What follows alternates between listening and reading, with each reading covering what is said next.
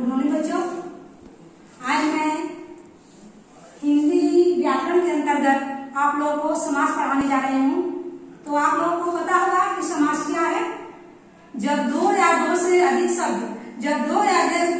शब्द मिलकर नया शब्द बनाता है तो उसे हम समास करते हैं। आप लोगों को पहले से ही पता है कि जब दो या दो से अधिक शब्द मिलकर नया शब्द बनाता है तो नए शब्द बनने की प्रक्रिया को हम समास कहते हैं। तो यही नए शब्द बनने की प्रक्रिया को समास कहा जाता है। आप लोग को ये भी मालूम होगा कि समास के कितने भेद होते हैं, पहले बता चुके हैं। समास के 6 भेद होते हैं। अव्ययी भाव समास, तत्पुरुष समास, बहुब्रीहि समास, द्वंद्व समास, द्विगु समास और कर्मधारय समास। ये समास के 6 भेद होते हैं। आप लोग पढ़ चुके होंगे। तो आज हम आप लोगों को ये बताना चाह रहे हैं कि कर्मधारय और बहुब्रीहि समास में क्या अंतर है। मुख्य यहाँ का यही बिंदु है कि कर्मधारय और बहुब्रीहि समास में क्या अंतर है। तो आइए हम लोग देखते हैं कि कर्मधारय और बहुब्रीहि समास में क्या अंतर होता है। तो देखिए, कर्मधारय के दोनों पदों में उपमेय और उपमान अथवा विशेष और विशेषण का संबंध होता है। कर्मधारय के दोनों पद यानी पहला पद और दूसरा पद, दोनों पदों में उपमेय और उपमान संज्ञा और विशेषण या विशेषण और संज्ञा या विशेषण का संबंध होता है। विशेष मतलब संज्ञा या विशेषण या उपमेय और उपमान विशेषण और संज्ञा का संबंध दोनों में होना ही होना है। इसके बाद देखिए, बहुब्रीहि समास में दोनों पद मिलकर किसी विशेष अर्थ की ओर संकेत करते हैं। बहुब्रीहि समास में क्या होता है, पहला पद और दूसरा पद दोनों मिलकर न पहला पद प्रधान होता है इसका और न दूसरा ही पद प्रधान होता है। दोनों पद किसी तीसरे शब्द का विशेषता बताता है, दूसरे पद का अर्थ देता है, दूसरे शब्द का अर्थ बताता है, तो उसे हम कहेंगे बहुब्रीहि समास। जैसे न पहला पद प्रधान होगा और न दूसरा पद प्रधान होगा, कोई तीसरा पद आकर प्रधान हो जाता है, अन्य पद आकर प्रधान हो जाता है, तो वो बहुब्रीहि समास कहलाता है। देखिए लिखा है, विग्रह बदलने से शब्द के साथ साथ समास भी बदल जाता है। जब हम बच्चों विग्रह बदलने से शब्द के साथ साथ समास भी बदल जाता है। समझ में आया? जैसे विग्रह बदलते हैं हम तो शब्द के साथ साथ समास में भी क्या होता है, बदलाव आने लगता है। जैसे देखिए आप लोग उदाहरण, पीताम्बर लिखे हम, पीत अंबर, पीला अंबर, पीत अंबर, पीला अंबर। तो ये क्या हो गया, इसमें एक उपमेय और एक उपमान छुपा हुआ है। एक विशेषण है तो और एक संज्ञा है। एक विशेषण है, पीत क्या है, पीत क्या है, विशेषण हो गया, और अंबर क्या है, संज्ञा हो गया। तो देखिए यहाँ लिखा हुआ है विशेष और विशेषण का संबंध होता है।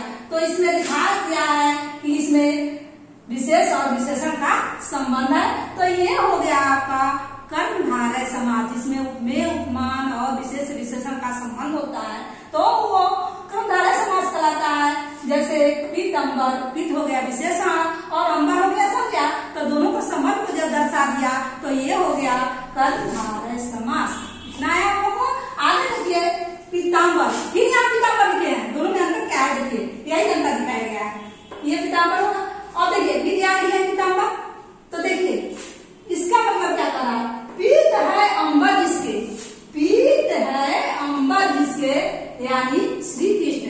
ये पहला पद और दूसरा पद दोनों को क्या कर दिया, दोनों प्रधान नहीं है, न पीत प्रधान यहाँ हुआ और न यहाँ अंबर प्रधान हुआ। कौन आकर तीसरा पद आकर यहाँ प्रधान हो गया, यहाँ कृष्ण प्रधान हो गए। कौन प्रधान हो गए, कृष्ण प्रधान हो गए। तो ये बहुब्रीहि समास कहलाएगा। ये बहुब्रीहि समास हो गया और ये कर्म इसमें में और उपमान है, इसलिए ये कर्मधारय समास हो गया। इसमें दोनों पद प्रधान न होकर या तीसरा पद श्री कृष्ण प्रधान हो गए, तो ये बहुब्रीहि समास हो गया। समझ में आ गया बच्चे ये दोनों? इधर देखिए, जैसे एक और दिया उदाहरण, महात्मा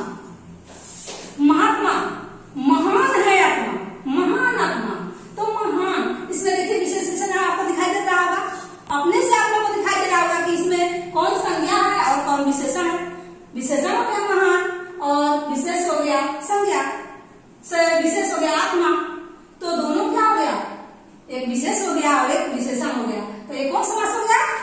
कर्मधारय समास। ये कौन समास हो गया? कर्मधारय समास। एक विशेषण हो गया और एक विशेष हो गया। ये विशेषण है और ये विशेष है, महान विशेषण और आत्मा विशेष। तो ये क्या हो गया? कर्मधारय का दोनों में संबंध है, दोनों पद में क्या संबंध है। अब देखिए वही चीज यहाँ पर महात्मा में क्यों लिखे हैं, तो दोनों में अंतर देखिए। महान है आत्मा जिसकी, अब देखिए महान है आत्मा जिसकी, मतलब इसमें ना पहला पद प्रधान है और न ही दूसरा पद प्रधान है, न पहला पद प्रधान है और न दूसरा पद प्रधान है। इसका तीसरा पद यानी महात्मा तीसरा पद प्रधान हो जाता है, तो ये बहुव्रीहि समास कहलाता है। ये क्या कहलाता है? बहुव्रीहि समास कहलाता है।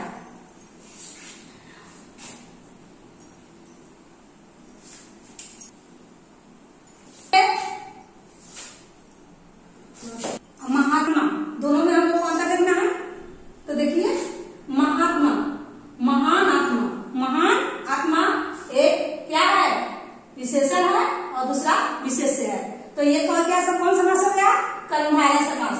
और वही महात्मा है, यहाँ पर भी महात्मा लिखे हुए हैं। महान है आत्मा जिसकी, महान है आत्मा जिसकी, इसमें दोनों में से कोई पद प्रधान नहीं है, कोई पद प्रधान नहीं है। तीसरा पद आकर प्रधान हो गया है, कोई भी शुद्ध आत्मा वाला व्यक्ति। ये तीसरा पद आकर प्रधान हो गया, कोई भी शुद्ध आत्मा वाला व्यक्ति। तो ये कौन समास हो गया? बहुव्रीहि समास, क्योंकि इसमें न पहला पद प्रधान है और न दूसरा ही पद प्रधान है, कोई तीसरा पद आकर प्रधान हो गया है, तो ये बहुव्रीहि समास कहलाएगा। समझ में आ गया होगा बच्चों? तो आगे देखिए एक और हम अंतर लिखे हुए हैं, द्विगु और बहुव्रीहि समास में क्या अंतर है।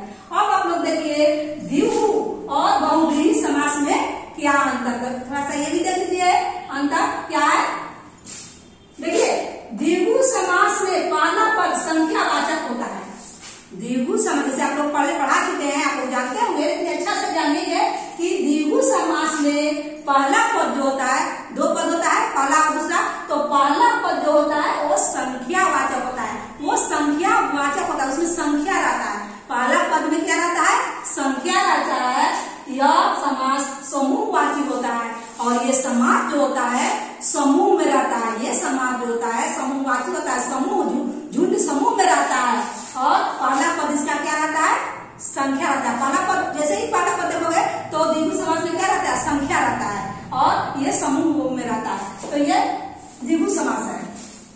और बहुव्रीहि समास देखिए, बहुव्रीहि समास में समस्त पद किसी विशेष अर्थ का बोध कराता है। जैसे अभी हम बताएं आप लोगों को कि बहुव्रीहि समास में न पहला पद प्रधान होता है और न दूसरा ही पद प्रधान होता है, कोई तीसरा पद आकर प्रधान हो जाता है, तो उसे हम बहुव्रीहि समास कहते हैं। तो यही बात यहाँ लिखा हुआ है कि बहुव्रीहि समास में समस्त पद यानी पहला और दूसरा पद समस्त पद किसी विशेष अर्थ का बोध कराता है, तो उसे हम क्या कहेंगे? बहुव्रीहि समास कहेंगे। उदाहरण के तौर पर देखिए, इसका भी उदाहरण है, चतुर्भुज लिखे हैं, चार भुजाओं का समाहार। समाहार मतलब समझते हैं ना आप? समाहार मतलब होता है समूह। तो चार भुजाओं का समूह, चार आ गया, चार पहले आया कि नहीं आया? चार संख्यावाचक हो गया, पहला पद संख्यावाचक बोले थे, तो ये चार जो है वो संख्यावाचक हो गया। और समाहार मतलब समूह, चार भुजाओं का समूह, तो ये क्या हो गया? द्विगु समास हो गया। क्या हो गया? द्विगु समास हो गया, क्योंकि एक संख्या है, समूहवाचक भी है, तो ये द्विगु समास। उसी तरह फिर चतुर्भुज लिखे हैं, देखिए यहाँ नीचे दो में, तो चतुर्भुज इसका देखिए, चार भुजाएं है जिनकी, चार भुजाएं है जिनकी, यानी विष्णु। अब देखिए इसमें न पहला पद इसका प्रधान था न दूसरा पद। यहाँ आ गए, कौन आ गए? कौन विषयता है ये आप लगे? विष्णु। यहाँ विष्णु प्रधान हो गए, न ये प्रधान हुआ न ये प्रधान हुआ, ये विष्णु आकर यहाँ प्रधान हो गया, दूसरा पद प्रधान हो गया, तो ये कौन समास कहलाएगा? बहुव्रीहि समास कहलाएगा। बहुव्रीहि समास जिसमें न पहला पद प्रधान हो न दूसरा पद प्रधान हो, कोई अन्य पद आकर प्रधान हो जाता है, तो बहुव्रीहि समास। जैसे विष्णु यहाँ आकर प्रधान हो गए, तो ये बहुव्रीहि समास कहलाएगा। उसी तरह एक और उदाहरण देख लीजिए,